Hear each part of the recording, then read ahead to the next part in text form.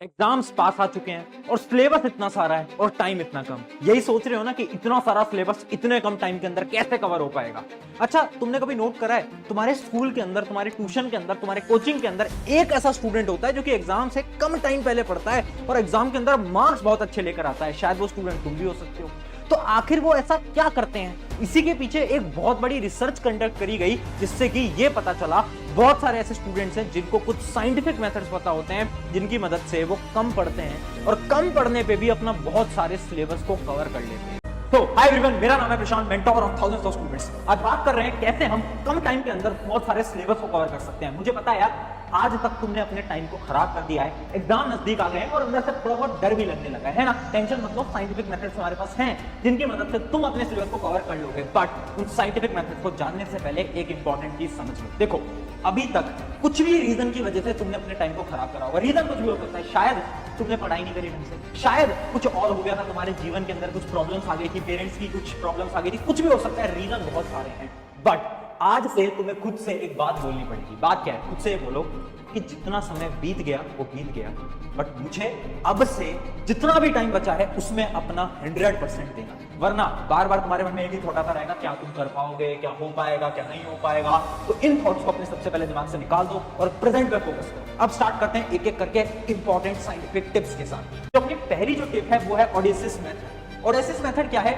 एक कहानी है, बहुत इंटरेस्टिंग कहानी है। ओडेसिस ना एक राजा, कोई बहुत शक्तिशाली वॉरियर था। तो एक बार ना वो लड़ने जाते हैं एक युद्ध और उस युद्ध के अंदर जीत जाते हैं। अब उनको ना उस युद्ध को जीतने के बाद अपने घर वापस जाना था, तो उन्हें एक बहुत बड़ा समुद्र पार करना था। तो ओडेसिस ने क्या करा, अपनी पूरी सेना को उस जहाज के अंदर बैठाया, खुद भी बैठ गया और बोला कि चलो अब हमें कहां जाना है, अपने घर की तरफ जाना है, हमने उन्हें हरा दिया, हम जीत चुके हैं। अब जब वो रास्ते में सीधे सीधे जा रहे थे ना, तो एक आइलैंड था वहां पर और उस आइलैंड में से ना बड़ी ही अच्छी आवाजें आ रही थी। कुछ ऐसी आवाजें जो कि स्वर्ग में से आती हैं, है ना, कुछ ऐसी आवाजें जो कि हेवन से आती हैं, वैसी कुछ आवाजें आ रही थी। तो सब बोलने लगे उस शिप के अंदर कि चलो यार एक बार उस हेवन के पास जाते हैं, उस आइलैंड के पास जाते हैं, क्या पता उसके अंदर सच में कोई स्वर्ग हो, हम भी स्वर्ग देख पाएंगे हमारे जीवन के अंदर। तो सब बहुत ज्यादा मोटिवेटेड थे, सब बोलने लगे थे कि चलो चलो चलो चलो चलो। जब ही एक इंसान ने बोला कि वो जो आइलैंड है ना, शायद वो एक ट्रैप हो सकता है, वहां पर जो भी गया है ना कभी वापस नहीं लौटा।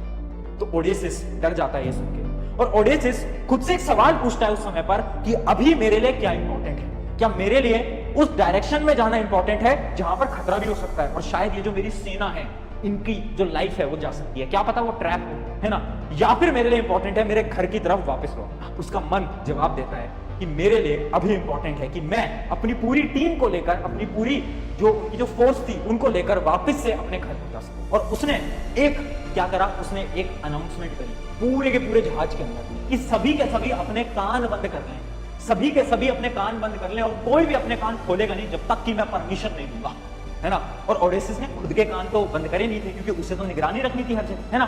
तो सबके कान बंद करवा दिए और जब उन सबके कान बंद हो गए तो उनके पास किसी के पास भी आवाज तो आ नहीं रही, तो जहाज सीधी चलती रही।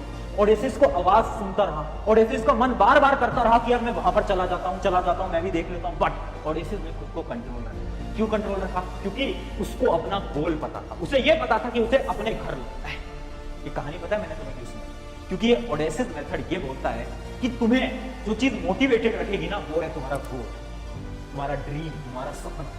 अगर हमारा सपना बड़ा नहीं है ना, अगर हमें अपना सपना ही नहीं पता, हमें हमारी ड्रीम ही नहीं पता, हमारे रीजन ही नहीं पता, तो हम कुछ नहीं कर पाएंगे। और अगर उस आग को भूल चुके हो, अपने रीजन को भूल चुके हो ना, तो फटाफट से वीडियो पॉज करके कमेंट में लिखो कि हाँ मेरा रीजन ये है, मुझे इस वजह से ये चीज अचीव करनी है। अपना रीजन लिखो फटाफट, ताकि तुम्हें याद रहे कि हाँ मेरा रीजन ये है, इसलिए मैं मेहनत कर रहा हूँ, इसलिए मैं मेहनत कर रही हूँ। तो ये होता है हमारा ओडेसिस प्रिंसिपल। अपना गोल एकदम क्लियर कर लो, ठीक है। अगर गोल क्लियर हो गया 80% प्रॉब्लम तो खत्म हो गई। अब आता है अगला मेथड, टाइम कम, सिलेबस ज्यादा है, क्या करें? 80-20 रूल को फॉलो कर लेते हैं यार, कोई प्रॉब्लम वाली बात नहीं है। अब ये 80-20 रूल क्या होता है आपको एकदम डीपली समझा देता हूं। अच्छा, 80-20 रूल की मदद से क्या करता हूं, पेपर्स को गैस कर लेता हूं और तुम भी इस रूल को फॉलो कर सकते हो। ये रूल क्या बोलता है? ये रूल ये बोलता है कि देखो, हर एग्जाम में 20% सिलेबस में से ही आपका 80% मार्क्स के क्वेश्चन आने वाले हैं। यानी अगर आपके 100 नंबर का पेपर है तो 20% सिलेबस ऐसा होगा जिसमें से आपके 80 नंबर के सवाल आने वाले हैं। हर चैप्टर के कुछ इंपॉर्टेंट टॉपिक्स होते हैं। उठाते हैं हम कोई भी चैप्टर, इमेजिन करते हैं क्लास 12 की फिजिक्स का एक चैप्टर है इलेक्ट्रिसिटी। अब इलेक्ट्रिसिटी के कुछ टॉपिक्स होंगे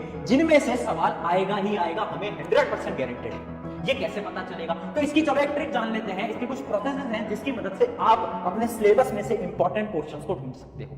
पहला प्रोसेस क्या है? पहला प्रोसेस ये है कि आप जाओ, कहां पर जाओ? आप YouTube के ऊपर जाकर क्या करो? सर्च करो। क्या सर्च करोगे? आप सर्च करो कि जैसे कि मुझे क्लास 12 के फिजिक्स के इंपॉर्टेंट टॉपिक्स जानने हैं, तो मैं क्या डालूंगा? क्लास 12 फिजिक्स, और फिर मैं लिखूंगा चैप्टर का नाम जो कि है इलेक्ट्रिसिटी, और फिर मैं लिखूंगा इंपॉर्टेंट टॉपिक्स। क्या लिखा मैंने? Class 12 physics electricity important topics. ऐसे तो क्लास 10 क्लास 9 किसी के लिए भी कर सकते हो। आपको YouTube पे, आपको इंटरनेट पे सब कुछ मिल सकता है। अब दो तो सही यार। अब जब हमें ये पता चल चुका है, मान लो चैप्टर 1 में से मुझे पता चल गया है एक टॉपिक, दो टॉपिक, तीन टॉपिक, ये तीनों टॉपिक इंपॉर्टेंट है, तो अब जो बाकी बचे हुए टॉपिक्स थे क्या उनको मैं पढ़ूंगा? नहीं पढ़ूंगा, मैं सिर्फ इन पर फोकस करूंगा और मैं बहुत अच्छे मार्क्स ले आऊंगा। अब तुम्हारे मन में एक सवाल आ रहा होगा कि भैया एक बात बताओ, ऐसा भी तो होगा कि वो जो टॉपिक है वो मुझे समझ ही नहीं आ पा रहा है ना, उसके कॉन्सेप्ट ही मुझे समझ नहीं आ पा रहे, तो मैं क्या करूं? तो उसके लिए भी आप बहुत सारे ऐप्स का इस्तेमाल कर सकते हो। जैसे कि एक ऐप मैं आपको रिकमेंड कर देता हूं जो कि है फिलो ऐप। फिलो ऐप पता है एक ऐसा ऐप है ना जिसकी मदद से आप 60 सेकंड्स के अंदर अपने पर्सनल ट्यूटर से जाकर क्या कर जाओगे? कनेक्ट कर जाओगे। इमेजिन करो आपको कोई कॉन्सेप्ट समझ नहीं आया, अब आप क्या करोगे? फिलो ऐप पे जाओगे और फटाफट से 60 सेकंड्स के अंदर अपने ट्यूटर से कनेक्ट करोगे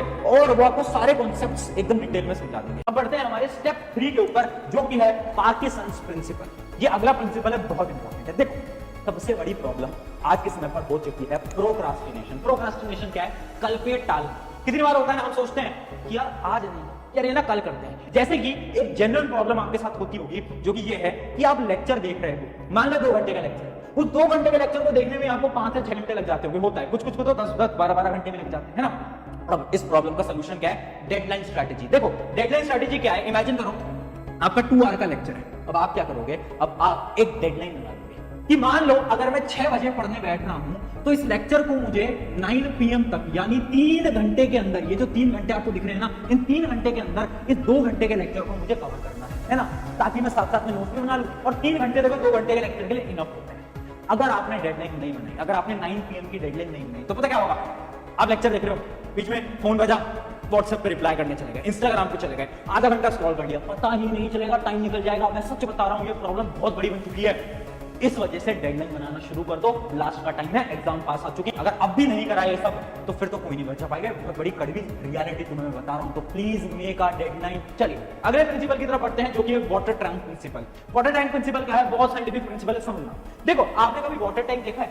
जो आपके छत पे पानी की टंकी होती है, इमेजिन करो पानी की टंकी है और इस पानी की टंकी में बहुत बड़े बड़े छेद हो गए हैं, एक यहाँ पर हो गया, एक यहाँ पर हो गया, ठीक है। अब अगर मैं इस टंकी को भरने की कोशिश करूं, मैं ऊपर से पानी गिराऊं, तो क्या ये टंकी कभी भर पाएगी? नहीं भर पाएगी। क्यों? क्योंकि सारा पानी इन होल्स में से निकल जाएगा, इन होल्स में से निकल जाएगा, यही होगा ना।